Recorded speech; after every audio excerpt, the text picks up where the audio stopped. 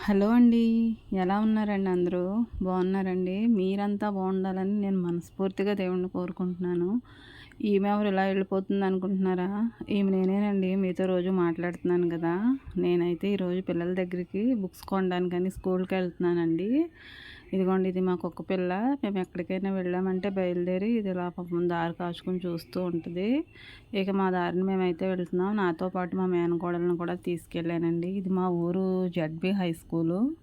దీనిలో మా వారు, వాళ్ళ చెల్లోళ్ళిద్దరూ అంటే మా మరదలు, వదిన కూడా ఇక్కడే చదివారు. చాలా సంవత్సరాల క్రితందండి స్కూలు. చాలా పురాతనమైంది. ఇదైతే మా ఊరు బస్ స్టాండ్ అండి. ఈ చింత చెట్టు కూడా చాలా సంవత్సరాల నుంచి ఉంటుందంటండి. చాలా పెద్దది కూడా. మేమైతే ఇక్కడ కూర్చొని వెయిట్ చేయొచ్చు బస్సు కోసం అనేసి చూస్తున్నామండి. ఆటో వస్తుందో, బస్సు వస్తుందో తెలీదు. మా మేనకోడలు, నేను ఇంకా ఇక్కడ కూర్చున్నాం. బస్సు అయితే రానే వచ్చిందండి. బస్సు అయితే ఎక్కేసాము మేము.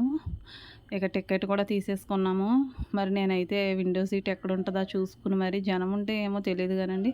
జనం అయితే మాత్రం కొంచెం తక్కువగా ఉంటే నేనైతే విండో సీట్ దగ్గర మాత్రమే కూర్చుంటానండి. ఎందుకంటే నాకు బస్సు ప్రయాణం పడదు. మా ఊళ్ళో వచ్చేసి ఇలా ఆకుమళ్ళు వేసేసి, దుక్కులు దున్నేసి, దమ్ములు చేసేసండి ఇక ఉడుపుకు సిద్ధంగా అయితే ఉన్నారు మా ఊరు రైతులు. వర్షం వచ్చింది కదండీ! తొలకరించిందంటే అంటే వర్షం పడిందంటే ఇక వ్యవసాయానికి రెడీ అయిపోయినట్లేనండి. ఇక మేమైతే బస్ దిగేసామండి. బస్ దిగేసాం. బస్ అయితే వెళ్ళిపోతుంది. మా దారిన మేమైతే ఇలాగా ఇదేమో ఎర్నగూడెం బస్ షెల్టర్ అండి అది. ఇది ఎర్నగూడెం అండి. వచ్చేసాం. పిల్లలు చదివేది ఈ ఊళ్ళోనేనండి. మా ఊరికి ఒక 8, 7 కిలోమీటర్లు ఉంటుంది. వాళ్ళకి ఏదైనా తీసుకొచ్చి అనేసి కిరాణా షాప్‌కి వచ్చామండి. ఇక స్కూల్ అదిగోండి కనపడుతుంది. ఆ బస్ స్టాండ్ దగ్గర నుంచి స్కూల్‌కి ఒక 2 కిలోమీటర్లు ఉంటదండి. కాలినడకన నడుచుకుంటూ వచ్చాము. ఎప్పుడూ కూడా మా వారు, నేను బైక్ మీద వచ్చేవాళ్ళమండి. కానీ ఈసారి ఆయనకి పని పడటం వల్ల నన్నే వెళ్ళమన్నారు. ఇంక పాపను తీసుకొని నేనైతే వెళ్తున్నానండి. ఇది ఇక స్కూల్‌కెళ్ళే రోడ్డండి. సిమెంట్ రోడ్డుంది. ఇది ఎంట్రన్స్ గేట్ దగ్గర. జోసెఫ్ స్కూల్ అండి. వీళ్ళు పిల్లలు ఫస్ట్ వచ్చినట్టున్నారు. స్కూల్ ఫస్ట్ వచ్చినోళ్ళు, అలాగే 500 అబోవ్ వచ్చినోళ్ళు. ఇక స్కూల్ ఆవరణం అంతా ఇలా ఉంటదండి. పిల్లలైతే భోంచేస్తున్నారు. మా పాప ఎక్కడుందా అని మేము వెతుక్కుంటూ పైకెళ్ళామండి. పాప అయితే వచ్చింది.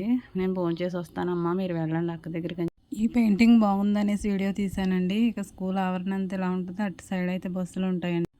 ఈ పెయింటింగ్స్ కూడా నాకు బాగా నచ్చినాయండి. ఇక పాప పైన ఉందండి. మెట్లు ఎక్కుకుంటూ నడవాలంటే చాలా కష్టంగా ఉంది. పైన థర్డ్ ఫ్లోర్‌లో ఉంది. ఇక చుట్టూ ఇలా ఉంటదండి. పచ్చని వాతావరణం. పొలాల మధ్యలోనే ఉంటది స్కూలు. పాప వస్తుందని వెయిట్ చేస్తున్నాం బయట. భోంచేస్తున్నారు లోపల. ఇక పైనుంచి కిందకి ఇలా కనపడుతూ ఉందండి. పాప అయితే వచ్చింది. ఇక తనని తీసుకొని అయితే మేము బుక్స్ కొనే దగ్గరికైతే వచ్చేసాము. పిల్లలందరూ భోంచేసిన తర్వాత ఇలా బయటకొచ్చి అయితే కాసేపు అలా అలా తిరుగుతూ ఆడుకుంటూ ఉన్నారండి. మా వాళ్ళైతే నేను బుక్స్ ఎప్పుడు కొంటానా తీసుకుని అలా వెళ్ళిపోదాం అన్నట్టు చూస్తున్నారు నా వైపు. ప్రోగ్రెస్ రిపోర్ట్‌లు ఇస్తేనే గానీ వాళ్ళు బుక్స్ ఇవ్వమంటున్నారు. లాస్ట్ ఇయర్ నుంచి కూడా ఈ సిస్టమ్ పెట్టారు. ఇక నేను ప్రోగ్రెస్ రిపోర్ట్‌లు మానేద్దాం అనుకున్నదాన్ని మళ్ళా ఎందుకైనా మంచిదనేసి తీసుకెళ్ళాను. ఇక ఈయన రాసి రాసి చేయి పాపం నొప్పి పట్టినట్టుందండి. పాపం ఎంతమందికని రాస్తారు. ఈ బుక్కులు రసీదులు రాసే ఈయన దగ్గర రసీదు తీసుకుంటే బుక్స్ ఇచ్చే ఆవిడ టీచరు లేదంటే ఇంకొక అమ్మాయి ఎవరో ఒకళ్ళు ఇస్తారండి. ఈయన మాత్రం మెయిన్ మనీ కట్టించుకొని మనకి స్లిప్ ఇస్తారు. ఈయన దగ్గర చాలాసేపు అయితే వెయిట్ చేయవలసి వచ్చిందండి. ఒక గంట, ఒక ముప్పావు గంట అలా పట్టేసింది. ఇక ఇద్దరికీ అయితే నేను బుక్స్ తీసుకున్నానండి. బుక్స్‌కొచ్చేసి ఒక్కొక్కళ్ళకి ఒక పెద్ద పాపకి అయితే 5,900 అయింది. చిన్న పాపకేమో 4,900 అయిందండి. ఇక బుక్స్ అయితే ఇచ్చేసాను. తీసుకెళ్ళిపోతానంటున్నారండి. నేను అట్లే లేదు కదమ్మా! నేను ఇంటికి తీసుకెళ్తానంటే, మా చిన్న పాప చూడండి నేను మోసేయగలనమ్మా నేను తీసుకెళ్ళిపోతాను అంటుంది. ఏంటోనండి కొత్త బుక్స్ అంటే అంత ఇష్టం. ఇదిగోండి పెద్ద పాపేమో తన రూమ్‌కెళ్ళిపోతుంది. అక్కడి దాకా తీసుకెళ్ళి ఇచ్చాము. ఇక మా దారి మేము పట్టామండి వాళ్ళని అలా లోపలికి పంపించి. ఇక బయటకైతే వచ్చేసాము మేము. ఇక స్కూల్ ఆవరణ దాటేసి అయితే బయటికెళ్ళిపోయి ఆటో అన్నా చూసుకొని అయితే మేము మా ఊరెళ్ళిపోతామండి. ఇక దారి మధ్యలో ఆ కోడేదో వెరైటీగా ఉందని తీశానండి. ఇక్కడ ఫ్యాన్సీ షాప్ దగ్గర ఆగి పిల్లలకి డైలీ వేర్ ఏసుకునే స్లిప్పర్స్ లేవండి అవి తీసుకున్నాను. బాబుకైతే ఉన్నాయి. ఇక పాపలిద్దరికైతే తీసుకొని అయితే బయలుదేరిపోయామండి అక్కడి నుంచి. ఇక మా ఊరొచ్చేసాము. ఇది మా ఊరు స్కూల్ అండి. శశి స్కూలు. ఈ స్కూల్‌లో మా బాబు ఉన్నాడండి. మా ఊళ్ళోనే ఉందండి స్కూల్. కొత్తగా లాస్ట్ ఇయర్ నుంచి పెట్టారు. ఇక బాబుని లాస్ట్ ఇయర్ నుంచి ఇందులోనే చదివించుకుంటున్నాము. పాపలు, బాబు కూడా ఒక చోటే చదివేవారండి. కానీ మగపిల్లాడు కదా, కొంచెం మనం కుక్కర్లో పెట్టి విజిల్ పెట్టి బంధిస్తేనే కానీ ఉడకడనేసి నేనైతే అందులో వేసానండి తీసుకొచ్చి మా వారితో చెప్పి. ఇక ఇంటికి వచ్చేసామండి. నాకు నైటు 9:30 టైం అవుతుంది. ఇక ఆ టైంలో అయితే పిల్లలు మొదలుపెట్టారు అట్లేయడం. వాళ్ళు వేసి వేసి విసిగిపోయారండి పాపం. నా హెల్ప్ అడిగారు. నా పని అంతా చేసుకుని పాలు కూడా తోడు చుక్క పెట్టేసుకొని అప్పుడైతే వచ్చి నేను వాళ్ళతోనూ ఇలా అట్లేయడానికి వాళ్ళకి హెల్ప్ చేస్తున్నానండి. బాబు వేసాడు చాలా వరకు. చేయనొప్పి పెడుతుందమ్మా అన్నాడు. నేను వేస్తున్నాను. బాబుకైతే ఇంకా బుక్స్ రాలేదంటండి. ఇంకా అంతవరకు పాత నోట్ బుక్స్ ఉంటే వాటిలో రాసుకుంటున్నాడు. తనకు కూడా తీసుకోవాలి బుక్స్. మేము వెళ్ళవసరం లేదులేండి, తనే తెచ్చేసుకుంటాడు. మనీ కడితే ఫీజు సరిపోద్ది. ఇక బుక్స్కి అయితే ఇలా ఒకదాని తర్వాత ఒకటి అట్లేసేసామండి. అట్లేసేసుకుని ఇక నేను వాటి మీద నేమ్స్ రాయడం, పిన్నులు కొట్టడం ఇవి హెల్ప్ చేశానండి వాళ్ళకి. ఇలా నేను ఈ బుక్స్ తోటి ఎప్పుడు ప్రతి సంవత్సరం చిన్నప్పటి నుంచి కూడా మరి అమ్మ వాళ్ళే కదండి పిల్లలకి అట్లేయడం, బుక్స్ అన్నీ సర్దడం చేస్తారు. ఇక వీళ్ళు ఎంత పెద్దవాళ్ళు అయిపోయినా నాకు ఈ అలవాటు అయితే తప్పలేదండి. నాకు అలవాటు కాబట్టి ఇక నేను వాళ్ళకి ఎలాగోలాగా నేను సాయం అయితే చేస్తానండి నాకు తోచినంతగా. పాపం అలసిపోయి వస్తారు స్కూల్ నుంచి, వాళ్ళే వేసుకోవాలంటే ఏం వేస్తారు, అంతవరకు వేశారు. ఇక మిగిలినవి అయితే నేను వేద్దామనేసి తీసుకున్నానండి. ఇలా బుక్స్ తోటి నా అనుబంధం చూస్తుంటే నేను చిన్నప్పుడు చదువుకునే రోజులన్నీ గుర్తొస్తాయండి నాకు. నేను ఏ సంవత్సరంలో ఏం చదివాను, ఏ బుక్స్ మీద రాసాను అవన్నీ నాకు గుర్తేనండి. చిన్నప్పుడు జ్ఞాపకాలన్నీ నేను అలానే పదిలంగా ఉంచుకుంటాను. అవి పిల్లలతో షేర్ చేసుకుంటాను. అలాగే నాకు గుర్తొచ్చినప్పుడల్లా వాటిని తలుచుకుని నేనైతే సంతోషపడుతూ ఉంటానండి. నేను బుక్స్ కొనమని ఎప్పుడు అమ్మని అంతగా ఇబ్బంది పెట్టలేదండి. ఒకసారి మాత్రం బాగా ఇబ్బంది పెట్టేశాను. ఎందుకంటే అందరూ తోటోళ్ళు కొనుక్కుంటున్నారు. అమ్మేమో లేట్ చేస్తుంది కొనడానికి. నాన్నైతే ఇంకా ఎప్పుడూ పొలం పనులు చూసుకుంటూ ఉండేవారు. ఇక అమ్మే మా బాధ్యత, చదువు మొత్తం అమ్మదే. ఇక బుక్స్ కొనాలన్నా ఏమైనా స్కూల్కి రావాలన్నా ఇక అమ్మే చూసుకునేది.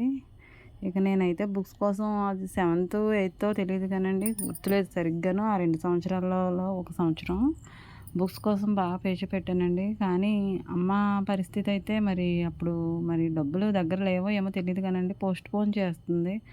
మరి కొనేసుకోవాలి, రాసేసుకోవాలన్న ఆరాటమే కానీ ఉండటం లేకపోతే ఆ వయసులో తెలియదు కదండి.